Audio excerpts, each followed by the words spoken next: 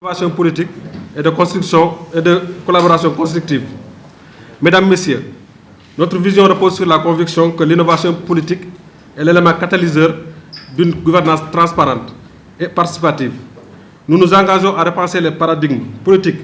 à créer des espaces où les idées novatrices peuvent fleurir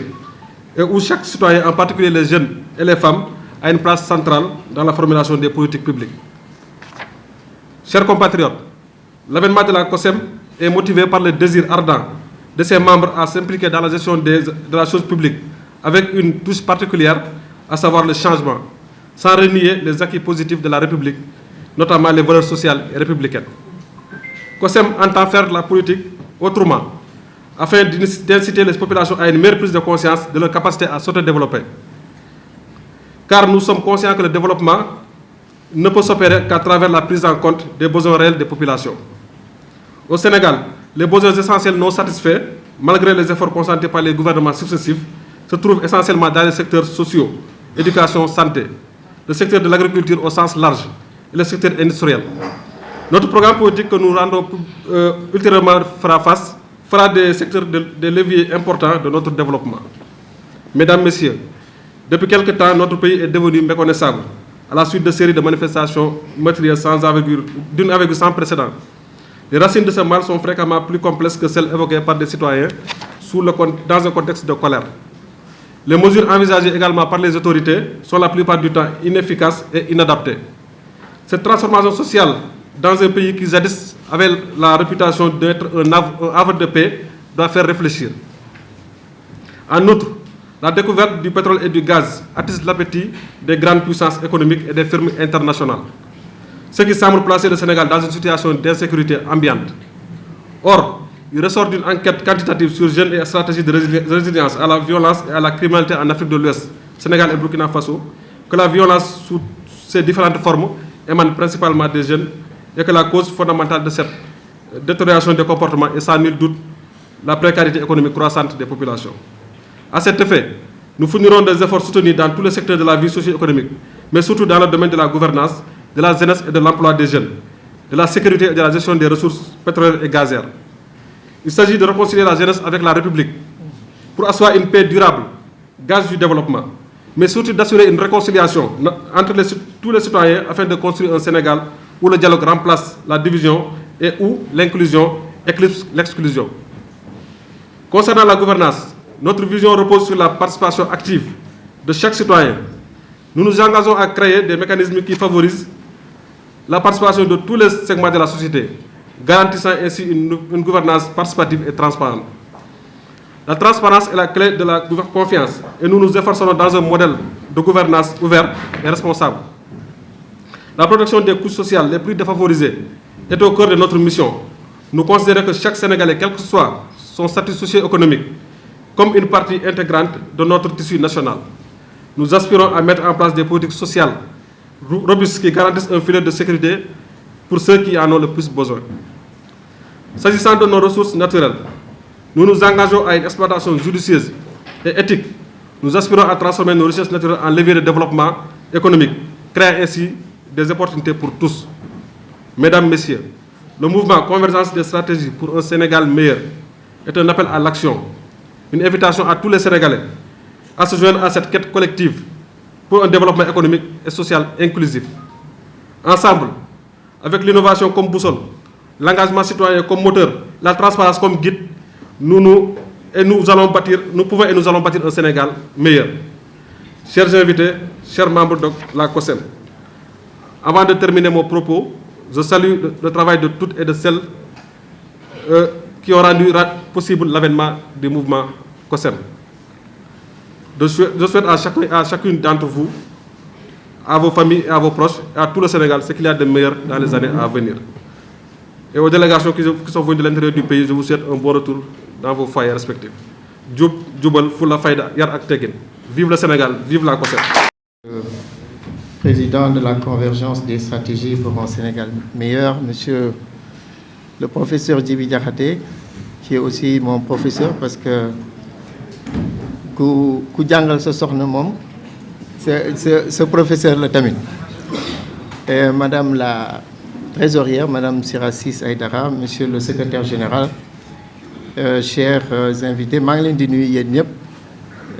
di féliciter le président Baye Samba Ndiaye pour cette belle initiative qui contribue à faire de notre pays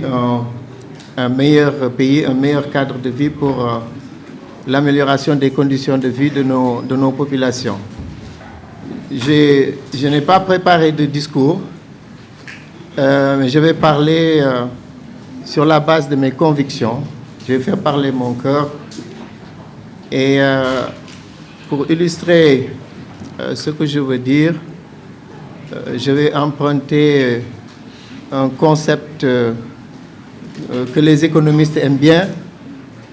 C'est la loi de l'offre et de la demande. Pour ceux qui ont fait un peu d'économie, en tout cas,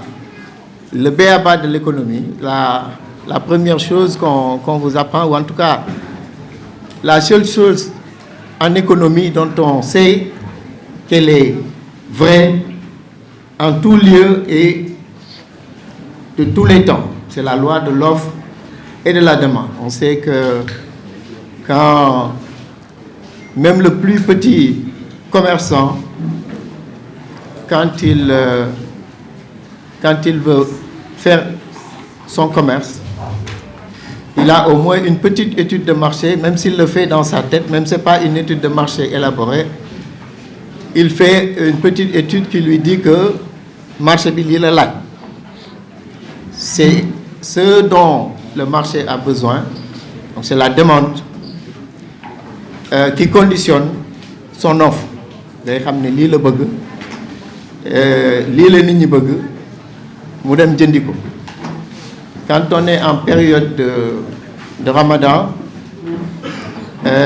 les gens vont acheter des dates. Je mos a dem benn marché il y a 20 ans de cela et ça m'est resté en tête. C'était du côté de Keur Massar. J'avais un ami qui avait déménagé là-bas. Ñu dugg ci marché bi.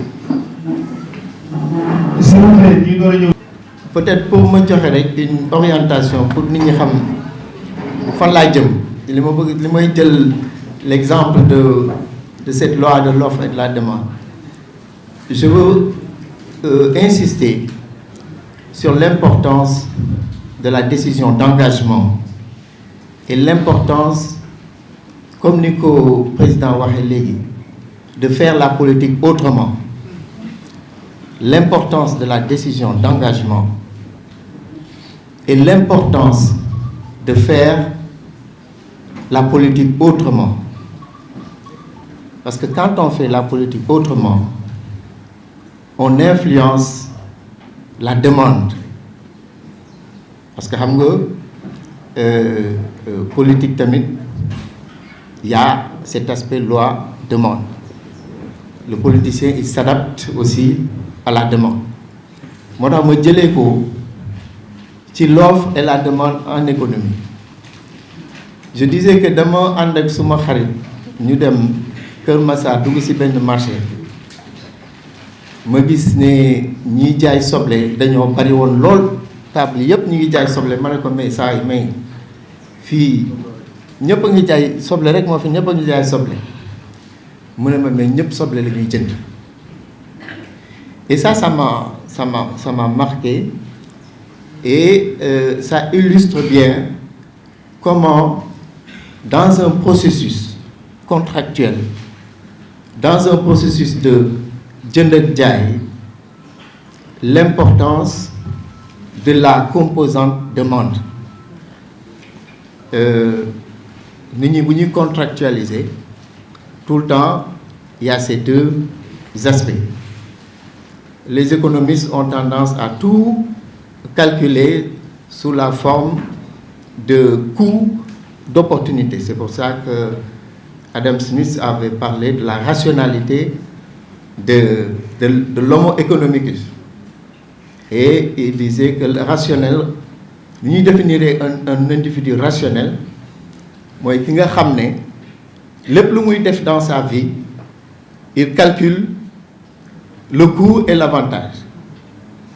Sa décision de faire quelque chose est fondée sur ce calcul-là. Est-ce que li mu koy indil moo ëpp li mu koy coûter maanaam su ma waree dem seeti Jariso sax damay calculer Jariso bi may dem seeti nii est-ce que li may jaral ma dem seeti ko est-ce que bu ma ko seetee dinaa fa jëlee loolu mooy dans le monde rationnel de l'économie libérale loolu mooy rationalité et c'est important ñu comprendre phénomène yooyu. La loi de l'offre et de la demande, autant elle existe en économie de marché, autant elle existe en politique. Amadou wax na ko léegi, je le remercie au passage pour la confiance. Wax na ne dañu nekk ci période électorale. Mais période électorale, donc on avait au départ 93 ñu bëgg nekk président mais ñooñu ñëpp ils vont former leur offre politique dañu bëgg ñu fal leen bu ñu bëggee ñu fal leen nag da ngay xool marché bi lan la marché bi laaj marché bi li muy laaj nag loolu nga koy indi su fekkee ne populisme la laaj boo ko joxee populisme am bu fekkee ne li président def fii ne croissance économique la bëgg promotion de l'entrepreneuriat local innovation dans les secteurs clés lutte contre le chômage des jeunes développement des infrastructures transparence et gouvernance durabilité environnementale inclusion sociale engagement citoyen actif c'est ça qui est important. Mais la question qu'on doit se poser, est-ce qu'aujourd'hui, au Sénégal, est-ce que c'est ça la demande sociale? J'en suis pas sûr. Parce que si c'était ça, la demande sociale, toutes les offres politiques allaient parler de ça. Mais vous verrez, vous avez dit déglu radio, vous avez dit déglu télévision. Les débats, est-ce que les débats tournent sur ça? Les débats ne tournent pas sur ça. C'est pour ça l'importance de cette décision d'engagement du président Baye Samba Ndiaye et je voudrais vraiment nous applaudir pour et nous féliciter parce que lii le dëkk bi soxla. Je le dis avec passion parce que dama si jaar nekkoon apprenti politicien yaa ngi ne ma ah comme yow jëppal tart la nga dëkk ah foog nga samp ndënd bon man tam ma ne bon ma samp ndënd analyse bu ma def ni ma def ko ne offre demande la mais j'ai fait comme le président je dis que la demande que je vois sur le terrain ça ne correspond pas à mes valeurs je veux faire la politique autrement donc nous avons créé un mouvement qui s'appelle Génération Sénégal Émergent. Et la Génération Sénégal Émergent, pour nous, c'est pratiquement les objectifs de la convergence des stratégies pour un Sénégal meilleur. Nous avons dit que la GSE, c'est une déclinaison locale du PSE. On s'est dit que PSE, li muy wut li mu bëgg yóbbu Sénégal émergent en 2035 day gën a yomb bu fekkee ne au niveau local dans les 553 communes que compte le Sénégal bu fukk nekk bu ñu ko jouer foofu à la base day gën a yomb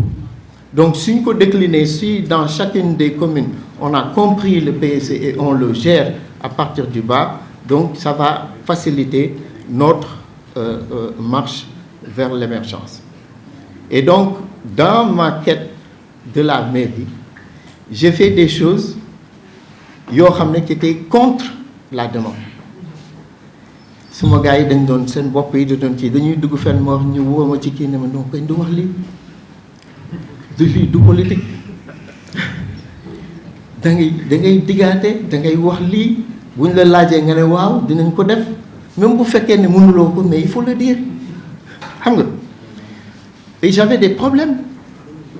J'avais des problèmes parce que ce n'était pas fondamentalement ça. Je ne croyais pas en ça. Quelqu'un vient te dire, oui, en tout cas, je suis avec toi, mais vraiment, je veux un visa, madame. Je dis, mais man, déjà, man, si je visa, si je visa, je vais dire. Lolo, beaucoup de choses sont prérogatives, donc vraiment, donc beaucoup d'exemples dans la quête de faire la politique autrement. Quand on me demande comment vous avez fait pour perdre, c'est incompréhensible. Je dis tout le temps, que notre offre n'était pas adéquate à la demande.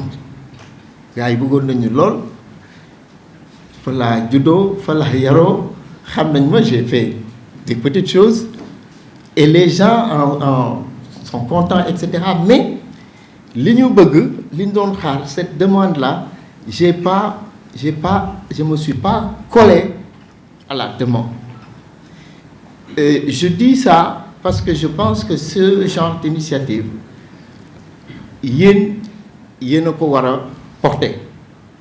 On dit souvent d'accuser les hommes politiques, ni les hommes. Mais les hommes politiques ne sont que le miroir de la société. Les hommes politiques sont des hommes doués aussi. C'est des hommes rationnels au sens de Adam Smith. Ils calculer. On demande de faire nous adapter. Donc, en réalité, ce n'est pas les hommes politiques qui doivent changer. C'est nous, c'est vous qui devez changer. Vous devez vous coller à, si l'élève dit, le président, c'est ça, quand les hommes politiques se rendront compte que c'est ça la demande, mais l'offre va changer. Il ne faut pas s'attendre que l'offre change la demande. Si les jeunes aujourd'hui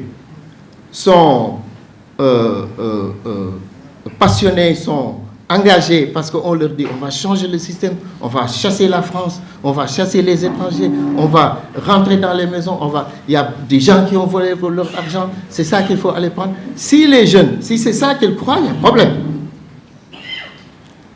Parce que un pays, on le construit dans la stabilité, dans la paix, mais surtout, pour moi, c'est une conviction forte en s'insérant davantage dans les chaînes de valeur mondiales. Ça veut dire qu'on a besoin, mais on n'allait jamais exploiter notre pétrole s'il n'y avait pas la technologie extérieure. Donc maintenant, il faut qu'on ait des contrats qui sont quand même équilibrés. Chacun est gagnant. Les contrats gagnant-gagnant, et on a de l'expertise, on a des ingénieurs qui peuvent négocier, on a des professeurs qui peuvent nous guider, etc. Donc, pour terminer, l'offre politique, encore une fois, je demande à ce que les présidents du WODE, nous andeti pour changer la demande, pour faire la politique autrement. Faire la politique autrement, c'est adhérer à ses objectifs. C'est ça qui va fondamentalement changer la demande au niveau national. C'est ça qui va changer les demandes locales. Les offres vont s'adapter à ces demandes. Fondamentalement, le président, c'est l'ordre de nous un Sénégal meilleur, faire la politique autrement pour un Sénégal meilleur. Je vous remercie de votre attention. ak seen sant di jaajëfal monsieur Ndiaye ci initiative bu rafet bi nga xam ni moom la jël di féliciter aussi monsieur Bey ci conférence bu am solo bi nga xam ne yëkkati na ko fi en fait li ñu doon gën a xaar xëy na mooy man maay def conférence bi moom mu nekk parrain loolu la ñu war a gën a miin loolu la ñu war a gën a miin mais tey moom defuma conférence parrain la bi ñu ma waxee parrain dama xool ci wolof naka la war a mën a tekki parrain nan buñ ko doon tekki ci wolof lu muy doon voilà parrain baay la xam nga parrainage yi ñuy def ci liste yi dafa xaw a jaxase affaire yi mais parrain baay la buñ ne yow lañ ko parrainé mooy yow lañ ko bàyyele buñ ne yow lañ ko marrainé mooy yow lañ ko ndeyale léegi nag bàyyele ak ndeyale buñ ko daan def démb ak bërki démb dafa am fu ñu ko tegoon ndey dañ daan xool soxna soo xam ni mi ngi ci dëkk bi mi ngi ci gox bi nekk soxna su baax soxna su yiw soxna su ubbeeku soxna su nangoo sëy bu téye njabootam ñu jël ko ndeyale ko xale bu ndaw ba nga xam ni mi ngi dugg ci néegu sëy pour que mu nekk roy waayam pour mu di ko xelal pour mu di ko tegtal pour mu di ko won fan nga war a teg sa tànk kooku doonuñu woon a tànn ci ndey ki nga xam ni moo gën a ëpp wërsëgu àdduna déedéet dañ daan tànn ci ndey ki nga xam ne jikkoom moom la gën a rafet mais léegi bu fekkee ni ndeyale mi ngi am ba léegi dafa mel ni tegatuñ ko ci jikkooy rafet xëy na nag am na ñu koy def ba léegi waaye li ci ëpp ci li ñuy gis mooy dañ koy teg ci leneen dañ koy teg ci wërsëgu àdduna loolu mooy suñu rapport au pouvoir ma profité ci répondre ci benn question maanaam dañ koo jël jiital ko ci amu àdduna tegatuñ ko ci jikko nit ki mën na ñëw am jikko yu rafet ñu ni kon kii nañu jël jiital ko ndax comme jikkoom rafet na bu jiitoo mën nañu yaakaar ni lépp dina yem wala fi dañuy wax séddale wàll la maanaam bu ñu la joxee ni la yow yaay séddale loolu ñu la jox ni la yaay séddale loolu mooy sa wàll yow maanaam même boo séddalee ñëpp ba ñëpp am fekk yow amoo yow pertoo ndax yow yaa séddale xaw ma ba xam nañu fi may waxee maanaam li séddale le fait que ñun la yow laay séddale loolu cër la boo xam ni moo ëpp li nga dem jox ñeneen ñi waaye ndax ba léegi noonu la ñuy xalaatee maanaam man de professeur bu ñu ma wooyee ni ma kaay séddale jox ma mbir yi boo moytuwul balaa may jox kenn damay tàmbali ci sama bopp ba pare alors que li ñu doon xam démb ak bërki dem mooy balaa may laal dara naa jox ñëpp ba mu leer ma ni ñëpp sédd nañu man may jéem a xool même bu ma ci amul bu dee lu tuuti laa ci am ñu jàpp ni cër bi ñu ma jox ni ma yaay séddale cër boobu amul dara lu ko ëpp bàyyele loolu ci dayele la mais bàyyele tamit da ko noonu maanaam dañuy xool góor goo xam ne mi ngi ci biir gox bi nekk ku yiw nekk ku baax nekk ku ubbeeku nekk ku am jikko ju rafet ñu bàyyele ko xale bi mu nekk baayam bu ko defee kooku dina ko mën di xelal dina ko mën di gunge dina ko mën a tette ba nga xam ni yoon ba mu war a jaar foofu rek lay jaar damay wax souvent ndab loolu nga xam ni moom lañ doon bokk di lekk ndab li dañ koy taaj ci suuf buñ ko taajee ci suuf ñu ni ña ñëpp toog tiim ndaw li tiim ndab li ñu ni gone yi nekk ci ndab li ñoom ñëpp nañu téye ndab li ak seen loxo càmmoñ ba ndab li du yëngatu mais ndab loolu mooy penc bi ñu bokk ku nekk na nga ko téye ak sa loxo ba penc mi du yëngu ku nekk na nga ko téye ba penc mi du yëngu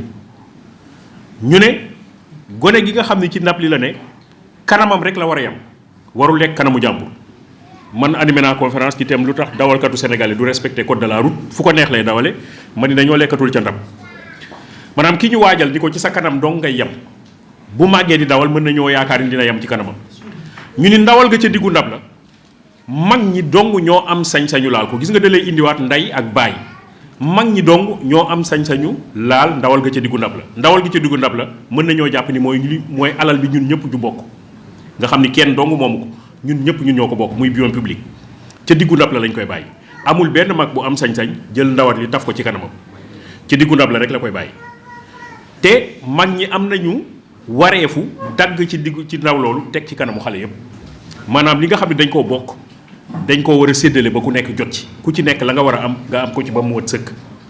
warumaa lekk di wax warumaa lekk di tuur ñam li warumaa lekk di teg sama loxo ci suuf yooyu yëpp dafa nekkoon ay jikko yi nga xam ne dañ doon waajal nit ki di ko ci def ba nit ki nekk nit ko bu ñu paree ci moom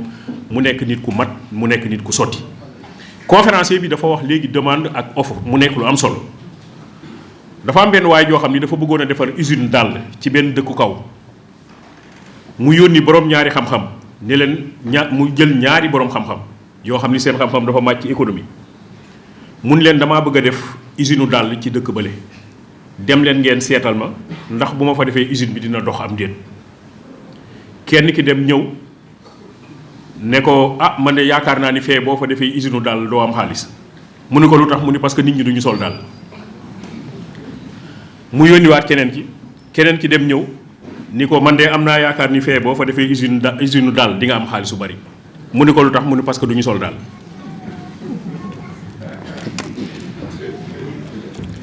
mais am na problème maanaam ki njëkk a dem nee na ko boo fa defee usine du dox ndax nit ñi duñu sol daal ki mujjee dem nee na dem na ñëw ni ko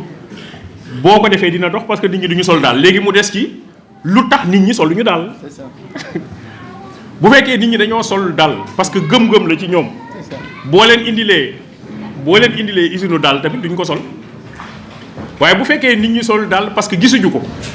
bu boobaa données yi dafay changer defe naa ni loolu la conférencier bi ci loolu la doon attiré solo rek moom mooy jikko yu rafet yi yàlla xam na ni am nañ ci bu baax a baax a baax te loolu dafay baax ñu ci nàmpatal suñuy ñoñ di leen ci yar moom moo tax mouvement yu mel nii am solo ñu ci félicité monsieur Ndiaye mouvement yu mel nii parce que nit ki dañ koy yar ci kër gi mais bu génnee ci kër gi nag dafay dem ci pénc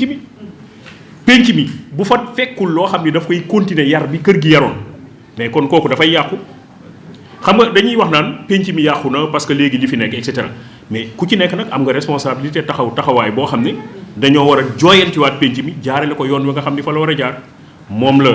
monsieur Bey def moom la monsieur Ndiaye def mooy taxawaay yi nga xam ni da ngay taxaw ni mankat ci pénc mi laa bokk lan mooy ci sama responsabilité pour que ma dox la ma war a dox ba surtout ndaw yi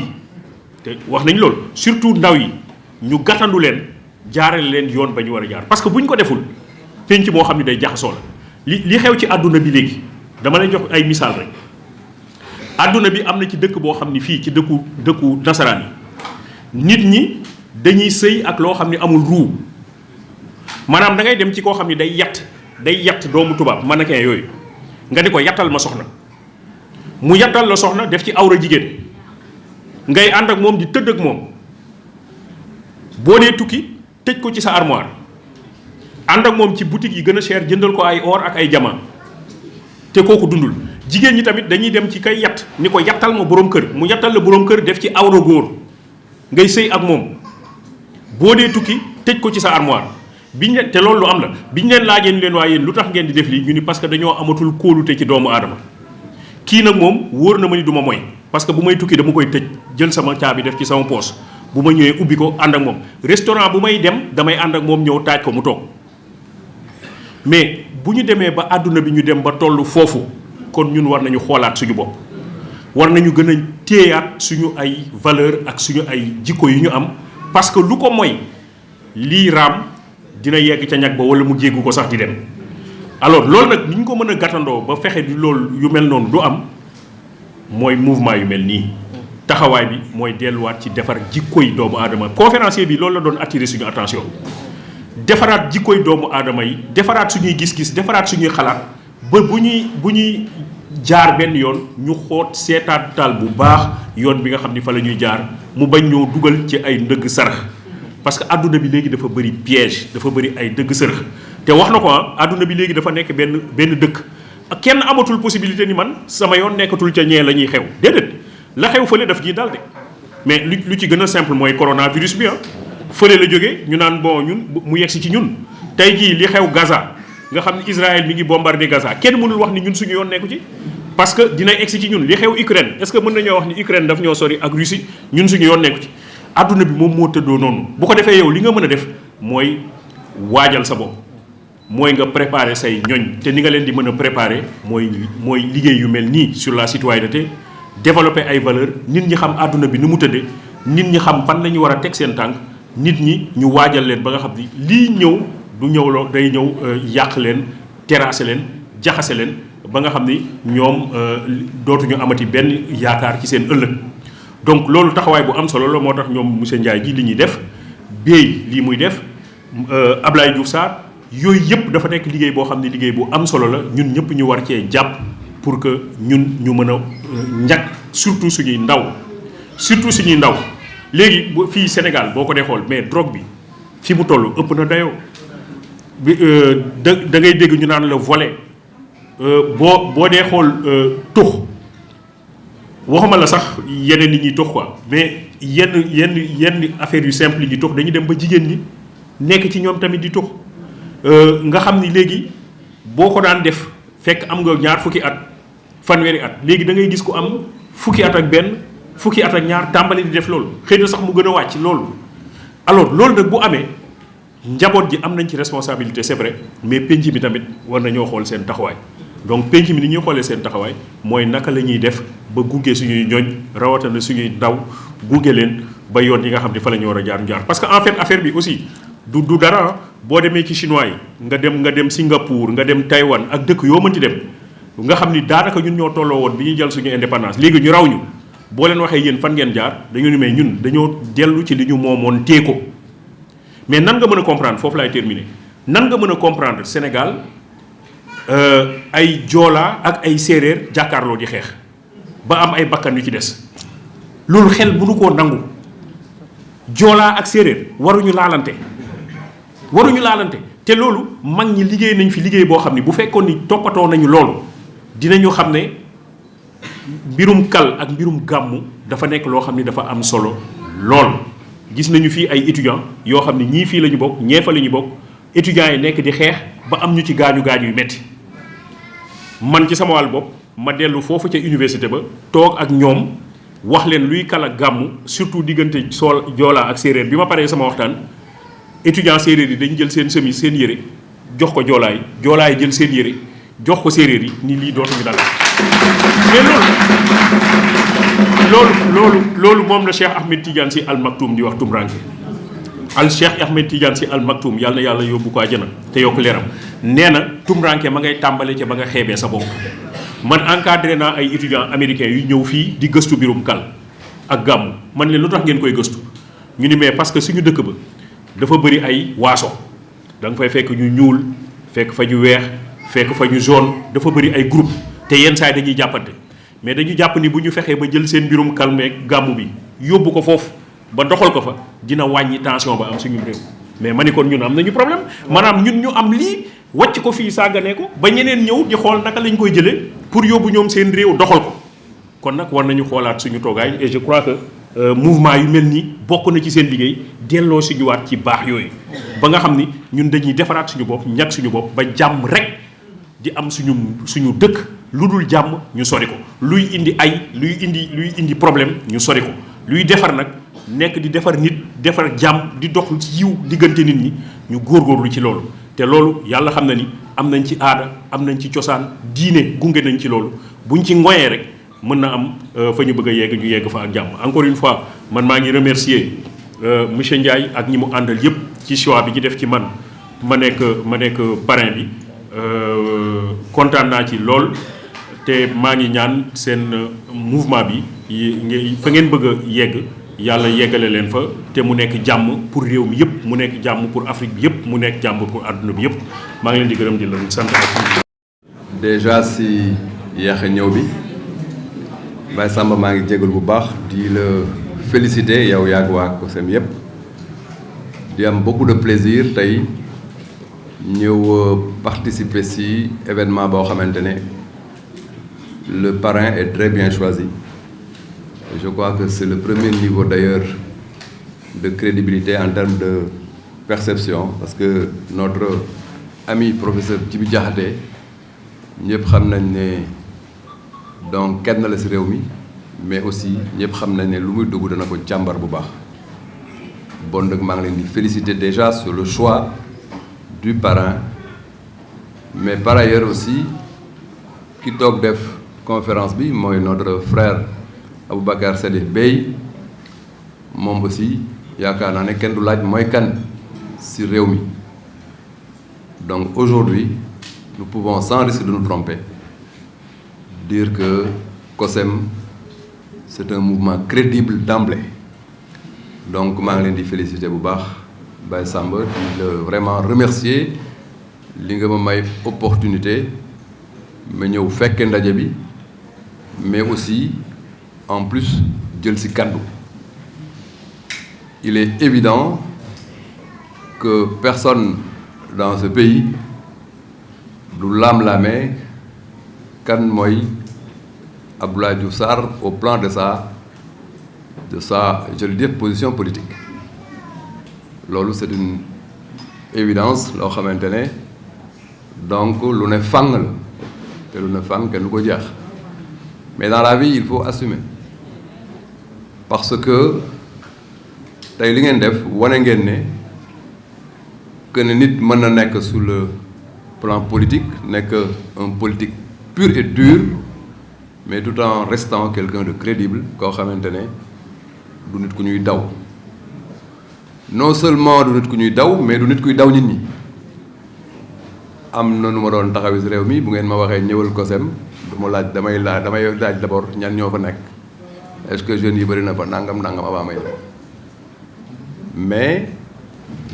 bu fekkente ne da nga taxaw sur un socle de valeur amul ndaje booy rusa ñëw wala ngay bañ a ñëw wala ngay ragal ñëw moo tax COSEM je vous félicite et je vous remercie Amadou et Madame Niang si ñoom peut-être la duggee mais il est évident que li tax ma ñëw aussi dafa nekk si ni ngeen tudd parce que quand j'ai vu convergence ça m'a rassuré je me suis dit donc qu'il n'y a pas exclusion mais quand j'ai vu la perspective vous avez dit pour un Sénégal meilleur gën naa rassuré sama bopp ne bon dëkk si laa bokk bon dëkk su ma ñëw vraiment dama si bokk ma leen di féliciter bu baax du ma guddal nag parce que vraiment teranga bi vraiment rafet na dama leen di wax rek ne vous êtes sur la bonne voie parce que Sénégal dafa nekk si benn virage boo xamante ne ku ko comprendre rek tu n'as rien compris au devenir de ce pays-là dañoo nekk si virage bu doy waar où tous les Sénégalais conscients et consciencieux doivent prendre leurs responsabilités pour dire si la ñu bokk donc Baye Samba je vous félicite si ngeen bokk je vais parler comme les gauchistes de la 4e internationale les problèmes politiques sont les problèmes de tout le monde les problèmes de tout le monde sont des problèmes politiques et aujourd'hui il s'agit du pays et si c'est donc concept aussi dafa am effectivement beneen mot bu si nekk c'est Sénégal vous avez vraiment bien fait de réfléchir ça a été vraiment bien recherché convergence des stratégies pour un Sénégal meilleur mais mu am beneen mot aussi parce que man damay def quand même une étude des mots-clés mu am stratégie boo ni yéen da ngeen bëgg a lënkale pexe yi pour Sénégal bi gën ëllëg parce que c'est extrêmement important am na pexe yoo xamante ne wuñ foofu de am na stratégie yoo xamante ne feneen la mais des stratégies pour un Sénégal meilleur qui est tout à fait différent des stratégies pour un Sénégal du chaos parce que fondamentalement il s'agit de cela ce pays-là doit se construire autour d'une dynamique inclusive pour un Sénégal meilleur bon donc je vous félicite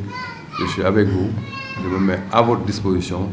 soyez inclusifs parce que dans vos orientations stratégiques dès qu'on ouvre on voit développement économique inclusif fondamentalement vous êtes pour tout le monde parce que vous êtes pour le Sénégal donc nous vous tendons la main quand je dis nous vous tendons la main vous m'excuserez Baye Samba je ne sais pas si je vais dire quelque chose de trop mais j'ai dit d'emblée que j'assume et j'assume toujours nous vous tendons la main pour le rendez-vous du 25 février 2024